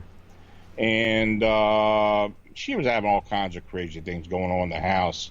But it was spilling out into the yard, and there was a creek down below on the other side of the road. People were seeing all kinds of stuff out there as well. Well, anyway, we did some sessions. We did some RV sessions, and I kept getting this sense that something was in the yard. Didn't know what it was. I didn't know what, it was out in the boonies. I didn't know if somebody had cursed the yard or whatever it was. Well, anyway, hoping that whatever somebody had buried in the yard was metal, so had somebody take metal detectors out there. And lo and behold, they pulled up 4 pesos buried in each corner of the yard of the property that somebody had buried there, most likely cursed. Really? And we took them out, disposed of them, and the problem stopped right away. So I don't know exactly why it was cursed or who had done whatever there, but that's probably the only case that I've been involved with where, it involved that or a talisman or something being buried on a property. But yeah, these kind of things do happen. Yeah. So, yeah, this is, anybody that becomes familiar with ritual or magical work or anything like that, or anybody that's into cursing or hexing or blah, blah, blah, a lot of people think that sometimes it's like something very obvious, and a lot of times they do what basically is the hidden, which is where they basically go at you through the land where you live at. Mm-hmm. Okay. And it slowly works its way into your life, as in, if that's the intent, in other words. Mm-hmm. And a lot of times that thing of burying whatever it was, that ritual item, is that it's the slow dismantling of this person. It's almost the equivalent of, hey, I don't want to shoot you and get it over with real quick. I want to see you suffer. That's how I'm going to enjoy, when people get this weird, crazy stuff that they want to get it back at somebody for whatever reason. They want to do the long, drawn-out suffering deal. But yeah, there's a lot of... That's why the people got to be careful, and I'm sure you run across it where people even... whatever it is not really part of the house. It's the land itself where the problem originates in. So, well, I've always thought that what goes around comes around, and yes. When you start playing with stuff like that, and you start putting curses out, it's going to come back to you as well. And just like, and you were talking about channeling. I've always been afraid of channeling. I've never really wanted to be involved with anything like that. But I was involved with a case. Now, this was a remote case, but we were doing it online and we had cameras and stuff set up, so I could see on my computer what was going on. So the person I was working with, this happened in a town by the name of Conneffley in southern Wales.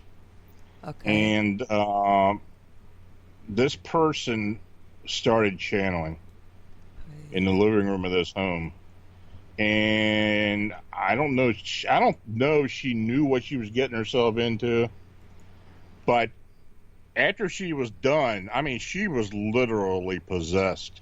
There you and go. She was talking all this language, and I mean, it wasn't her voice or anything. I mean, I had never been involved with anything like that before, and I'm quite sure I'm never going to get involved with anything like that again. But you know, from what I understand, she didn't work on a property for a couple of years after that. It affected her that bad. Yep. And I'm not thrilled about channeling. You know, I know some people can do it. You know, I've heard a fair number of psychics that talk about being jumped. Yes. And all the problems it causes when that happens. I mean, it's the same thing as far as I'm concerned, though, you know, in channeling, you're just letting it happen to you. And yes. I don't see where there is a control there. You know, it can, you know, you said that these channelers have somebody on the other side. Yeah. And even then, this is the thing. Supposedly, the control is like the gatekeeper. In other words, they would not let a spirit through that wanted to do what you described, which is, right. Oh, I've got a body. I'm not leaving. Thanks. You know, in other words, they would only let a spirit through. But again, whenever you are dealing with a discarnate that would love nothing better than to have a human body and have what they would, which is what they want the most, but that they don't have anymore. They're self-aware, but they don't got no human body to go with it. Let me tell you something. That is something really difficult to leave, and that's where a lot of sometimes the mediums, they run into big, huge problems because that spirit wants in, and then a lot of people don't realize that sometimes there's different levels. You know, everybody thinks of possession as possession, and there's a lot of layers of attachments, and you could have either obsession or oppression, which is not outright possession, but where they flip in and out. And that's where you have people sometimes that will, especially if, you know, if they either drink too much or, you know, or they do drugs, or not all the time, but sometimes where they'll tell you, I did this and I don't remember it. Yeah. You know, oppression cases, as far as I'm concerned, are probably some of the hardest ones to take to deal with, because it's almost like it's flighty. I mean, this thing, you'll be fine 1 minute, and the next minute it's like, you know, it's crazy, and you really, it's hard to get a read on an oppression. Yes, these entities, they, you know, they seem to, and it's usually more than one entity. Yes, of course. From what I've found. Yes. And they're moving around everywhere, and it's hard to get a read on, hard to, you know, to do much with it. It requires a lot of work by the person who's actually oppressed. And a lot of times, you know, I don't want to say the impression that the person is weak-minded for the most part, but it does seem to happen to a lot of people who have no grasp of what's really happening. Yeah. And, you know, they just make the perfect foil. And, yes. They're tough. They are really tough. Yeah. Well, this is, and, you know, because my hypnotherapy practice, I dealt with a lot of that. And I tell everybody, if you got that attachment through either physical or emotional trauma, the earlier in life you form that attachment, the more difficult it is for you to realize that it's not you, part of you. In other words, it's, you know, sometimes if it's later in life, you kind of recognize what's going on. You know, either are these thoughts or whatever. That's not me. You know, something's going on. Wait. But usually if you're very young when it happens, as a child especially, you have a really, really tough time realizing that that is not you. And some of your behavior, and by the way, this is not an excuse for people that do stupid stuff or stuff that they shouldn't. But yeah, sometimes, and this is, you know, a lot of people think, well, you know, all attachments are negative. Some start out as negative because what attached to you was negative, but sometimes if you get an attachment from even a relative or somebody that's known, in other words, that wasn't necessarily a bad person, eventually it will because there's nothing worse than you have a human soul trapped Boy, I'll tell within the you. aura of another person that eventually wants out. Okay, or they want you to do things their way, or whatever. I had a particular case like that. Oh my God! It was a woman up in Prince Edward Island. She lived in Charlottetown or Charlottetown. And make a long story short, she was actually oppressed by her dead father. Yes. And Yes. he was a nice guy in life, though it later turned out that he was molesting the daughter, and we didn't even really know about that at first. Bingo. Yep. I've come across that so many times. It's incredible. And yes. when he passed away, he latched on to her, and man, this energy just went rotten. Yes. And I was attacked. Frankly, I had bruised ribs. Yeah. I mean, I'm you know, I'm 1,500 miles away, and I've got bruised ribs because of this thing. Yes. The person I was working with had to take me out of the situation during the remote view. Okay. She was the monitor and had to pull me out of that quickly. Okay. To keep me from getting hurt any worse than I was. It was a really tough case. And eventually we were able to work it to the point where we could get her, her strong enough to help fend this thing off. And then, it eventually faded off. But, yeah, that was a crazy case. And you're right. When you're talking about a relative actually oppressing or possessing a living human, I mean, those get really, really rough sometimes. Well, sometimes you have something called nesting, okay? Which is if he had something that he carried with him in life, when he died, he still got that entity nesting within him, whether it's another human being or a non-human being, maybe that caused him to do what he did when he was alive. So basically, like I say, you got two for the price of one. And sometimes that's when you go in there and all of a sudden what you're describing happens to you. You're like, man, what the hell happened here? What?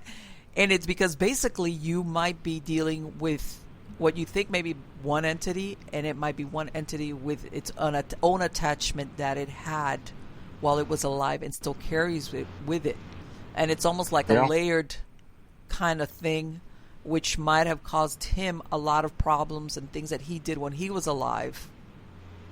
And then, it perpetuates itself. Well, it actually took us to the point where right before I got attacked, when I realized it was actually him. I mean, I didn't even know it was the father, and until I was actually being attacked. And I realized that's who it was. And then after that happened and we started dealing with her a little more, we realized that she had been molested when she was younger. And he basically felt like he owned her. And, that's what. And let me ask you something. But this happened after he died. How old was she when he passed away? Was she already an adult or was she still a kid? No, she was a teenager. Okay. And, this happened maybe, 10 years after he had passed away. Okay. I believe that he had been hanging around. I mean, he was an earthbound. He had been hanging around for a while. Oh, and absolutely. It's another one of those cases where stuff was going on that she didn't really realize what it was. But he was actually attacking her at night in bed. I mean, even with her boyfriend there with her. Oh, I imagine that would have probably been like. Yeah. Yes. Yeah, we were, of course, if she'd have come clean in the beginning and told us what had happened when she was younger, we could have probably figured it out and probably dealt with it a little better. But unfortunately, when we were getting involved with the case, this thing was getting upset and getting stronger. And it got to the point where it really became dangerous at the end. Yes, I believe it. Yeah. Yes, that is... it was like, physical possession in another sense. You can't possess that person in life because you don't have a body to do it. Maybe what he did, when she was a child, but this is the next best thing, which is, yeah. And you know what? I'm probably, if you wouldn't have intervened, she would have had a lifetime of either ruined relationships or God knows what else. Most likely. Yeah. It's interesting how an energy like that can increase in depth to the point where it just, it becomes out of control like that, and especially somebody who's related to the person. It's people don't do this.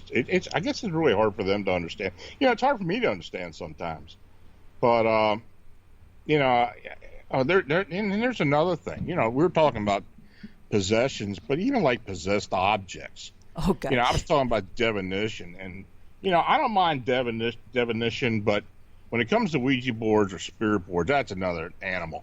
And I have never liked those things. I had an experience when I was younger, and I saw something that I can't explain.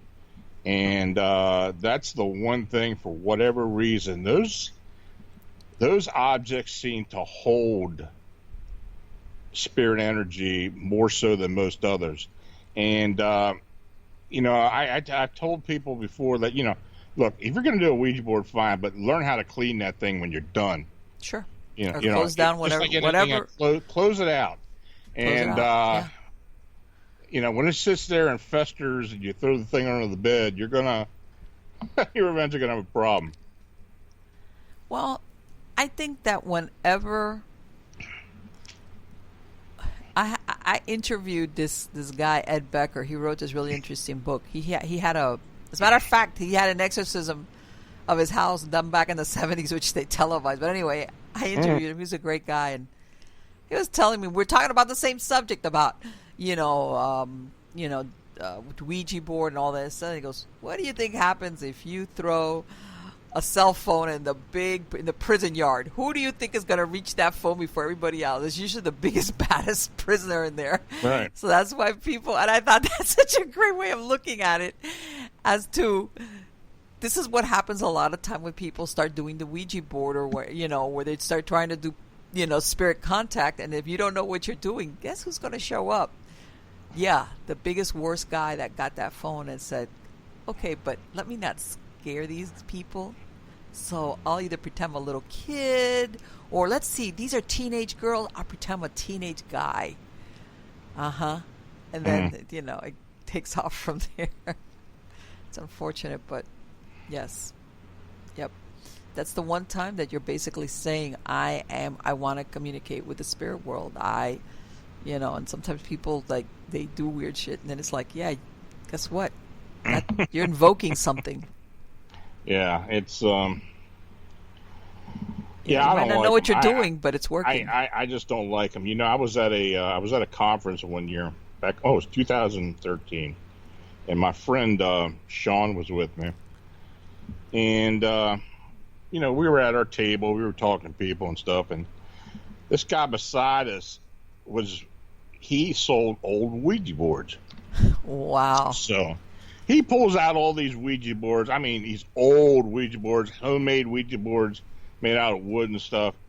And he's sitting these things, and it's right beside me. And I swear, I literally had to get up and move, because the energy coming off those things, I can imagine, was just driving me nuts. And those guys are laughing at me. But I told them, I said, look, I know you don't understand what I'm trying to tell you here, but this is almost like somebody put a poker up against me, a hot poker against me, with those things being on my side.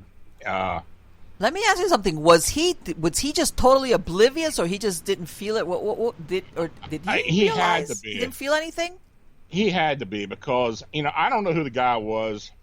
I know people were familiar with him, and I've talked to people for years about Ouija boards, and a lot of people just kind of shoo it away and think, there's nothing to that. But I'm telling you, and I told him, I said, I don't know where you got these Ouija boards at, and where you buy them, and what are you doing with them. But man, you ought to really consider having these things cleansed somehow, because you're going to, if somebody goes and buys one of these things, and they got a bad one, they're going to have problems. Yeah. And I don't think you want to have that going on. But he didn't really care. So. Oh no, I'm sure that there was people that were probably stupidly attracted, going, "Oh my God, he used Ouija board! Whoa!" Yeah, he was selling. It's like, yeah, all right. Yeah, you don't know what they use that Ouija board for. Yeah, I mean, it's like they were letting something. Oh, before, one of the things that you mentioned that I wanted to touch base with you, that thing about possessed objects, and I tell everybody, nowadays a lot of people, not only the garage sale, but that people leave a lot of their stuff now on the curbside, they just take whatever you want. I tell everybody, you got to be careful with that. Yeah, especially if something that looks pretty good shape. Yeah. It's out there for a reason. Or, this was Grandpa's furniture, but Grandpa passed away and we don't need it anymore, so we'll just put his, let's see, we'll put out his easy chair and all his little stuff out there. Enjoy. Yeah. Except Grandpa's going with that. He's not hanging out. He wants to go with his easy chair and his TV. So I tell everybody, you got to be careful. You got to be careful with some of that stuff. Cleanse it, do something. Or at the very least, if you come around it and your gut tells you there's something weird about it, pay attention to it. Walk away from it. I can't go into antique stores anymore. I'll go into somebody's house who has a ton of antiques. I grew up around a lot of antiques. My parents, and it didn't really seem to bother me a whole lot then. But boy, I'm telling you, when I go to an antique store now, or to somebody's home has got a lot of antiques, I'm not there too long. Believe me, because I'm getting hit from all directions. Right, because your sensitivity level is so much more. Yeah. You're so it's amazing to it. how much energy is attached to objects, especially personal objects, and it's really yes. I think a lot of it has to do not whether it's old or not, but it's the use. When people constantly use something and they kind of put their personality on it. And I hate to say it, but with antiques, people would keep things. We live more of a disposal type of, society now. Right. But before, especially with antiques, people would keep these things as heirlooms and keep it, and they would pass it down. And that's why I'm saying that's why, you get that feeling of stuff that it's because it was in constant use by either that one person or even generations, for all you know. Yeah. And hopefully they were a healthy, happy person, if you know what I mean. I don't buy anything old unless I know the history behind it. I never do. What you mean? Well, anyway, Lon, thank you so much. You have been absolutely wonderful. And to interview, like I knew you would be, because there's so many years of experience and knowledge that you have. And let me ask you, I'm going to put a link to your website on the credits of the show, but for anybody that's listening to the podcast version, what is your website address? It's phantomsandmonsters.com. Phantomsandmonsters.com. And over there, you have your blog and also any of the links to your books as well? Yeah, my my books are actually on Amazon. You just search my name, Lon Strickler, and they'll come up. And my most recent book is the Chicago Winged Humanoids book, which is entitled Mothman Dynasty. Wow. That's great. That is such... See, it's like, I'm telling you, like I tell everybody, the paranormal is a lot of things. It's not just necessarily ghosts. There's a lot of things out there in the paranormal world that I consider paranormal. But anyway, thank you so much. You have been absolutely wonderful. It was a pleasure to speak to you, and I hope you'll come back in the future and we can discuss some other interesting subjects, which I know you have treasure trove of experiences, stories to talk about. Yeah, that's no problem. You want me to come on, just let me know. Absolutely. Take care. You too. Bye-bye. Wow. 1970s, guys. You like that? I got you somebody from the 1970s. What I mean by that is those old timers. Again, somebody that's seen it all, just about all. Because let me tell you something. If there's a good chance that when you've been around, if you see the evolution of the paranormal field or whatever. And I laugh when he says, that show In Search Of, because I remember seeing it with Leonard Nimoy, and that was like, woo! It was like, compared to what we have now.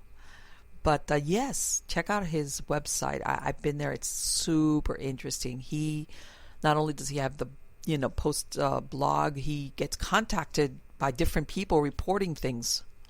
So on the different either UFO or cryptid sightings, things like that. And that's what happens. This is what I found when people are involved in this field for so many years and they've been established. They're known.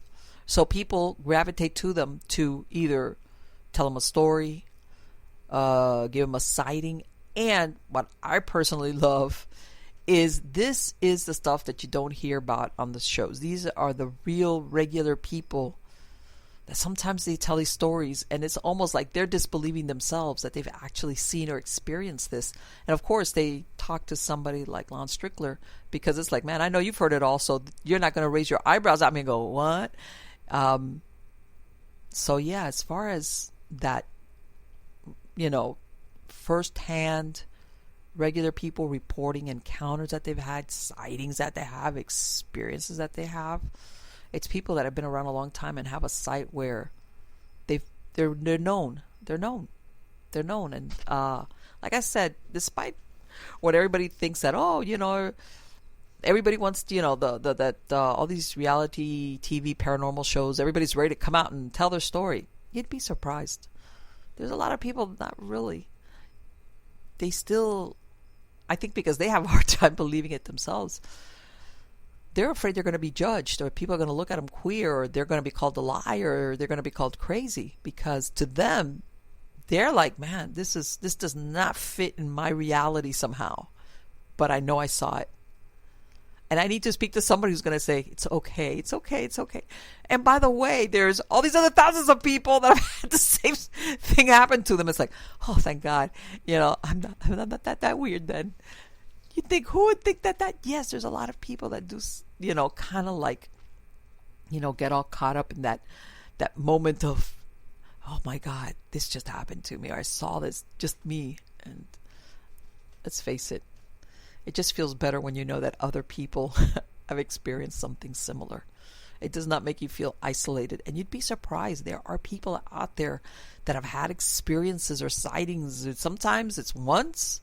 Sometimes it's happened to them that because for whatever the circumstances might be. God, it could be maybe at the beginning they don't talk about it because it's almost like if I don't talk about it, it won't be real. But let's face it, everywhere you go, there you are. You can't escape from yourself. So what happens is that they feel isolated. Sometimes they feel isolated even from their own family. They kind of carry this around with them because they're thinking, if I talk about this, I'm going to, again, be either called a liar, laugh at me, or I'm going to get weird looks, or like. So they carry sometimes these experiences or these stories for years, and to actually tell somebody, go, you know what? That one time I was out in the woods, this happened to me. Yeah. And it's like a burden is lifted off of them. And then when you tell it to somebody like Lon, he tells you, well, guess what? You know what?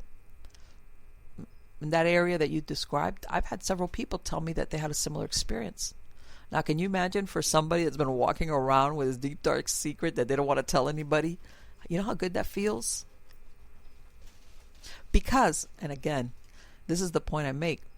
Let's say you've had one of these experiences and you've gone off and you're reading some books because on the side, because you're trying to still keep it on the down low that you had this experience. And some of these stories and these sightings experience never get published. They're not in any book. Sometimes they are, but a lot of times they're not. Especially if, let's say, you're talking certain areas or certain things that are like specific. And then you contact somebody that's got a blog that for years has been getting feedback and stories. This is the person that can firsthand tell you, oh yeah, by the way, I've had people that throughout the years have described exactly what you just said. And this person will think, man, I never saw any of the books. No, never made it into any of the books, but I know because I've been told by all these different sources that they had that experience. What?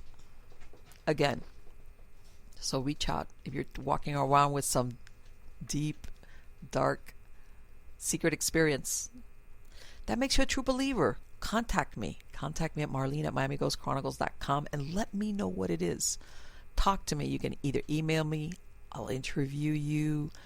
You want to tape yourself, you want to keep it anonymous, I'm good with that. You can either keep it anonymous from me, or I'll keep it anonymous from you. Believe me, I'm very good at anonymity and confidentiality. Absolutely 100%. Okay, but I would love to hear your story. And you know what? I might be able to give you some feedback and tell you what I think happened, or if I've heard of similar stories, because I've been doing this for a long time too. So, you hear a lot of stuff, like I said, that is particular. I'm going to give you a perfect example here in South Florida. There's stuff here that happens in South Florida that you're never, ever, ever going to hear about in other parts of the country, because there's just like a certain country.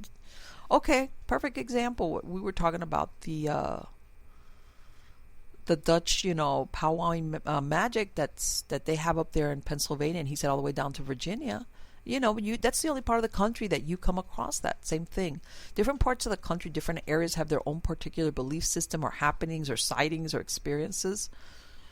So I can maybe help you out with if you've had a weird experience down here in South Florida, or sometimes, believe me, I've heard a good amount of first-hand stories from people that, you know what, it's incredible. It only happened to them once, but this is like the memory of it, the experience of it. Even if it's years and years and years later, they still remember everything with such detail, like if it was yesterday, because it was that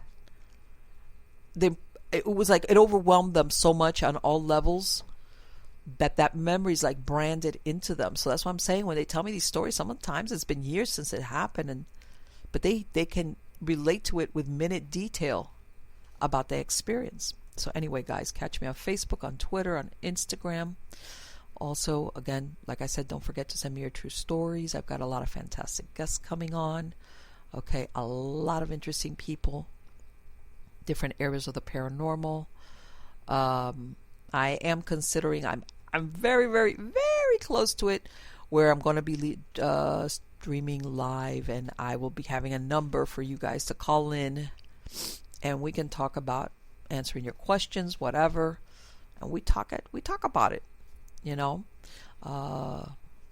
Live streaming. It's going to be on the radio, and I'll probably tape it and then upload it to YouTube. But as far as the live stream, it won't be on YouTube. It's going to be on the radio, and I'm going to have a number, and I want to talk to you guys. I want to hear your stories or your questions or whatever the case might be. And like I said, it's all about what's going on, where, like I said, I think a lot of people, when they listen to other people's experiences, a lot of times they think, man, I'm not the only one that this has happened to. And I know that sounds really dramatic, but there's a lot of people that feel that way,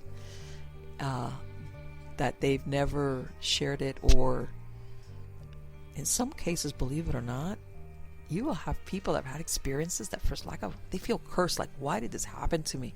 Why did I have to see that? Why did I have to witness that? Or why did I feel it? Whatever the case might be. Because for them, it's a burden. It's a burden to have had that experience. And even though you can't undo it or erase it, it feels better when you know other people have seen or had the same experience as you. So again, guys, as you can tell, I'm sorry if I've sniffled, but my allergies have been I'm at the end of my day. I woke up and I sneezed a couple of times, and I said, oh, no. And I've been battling all day long with my allergies. So forgive me if I've sniffled on my voice, as you could tell it's going. But again, guys, thank you so much for being part of my audience, sharing this time with me. You are all absolutely wonderful. Until the next time. Also, before I forget, once I do the live streaming on the phone, I will probably post it on Facebook and on Twitter at what time I'm going to stream and what number you can reach me at, so that you guys can queue in and we'll answer your questions or hear your stories. So take care.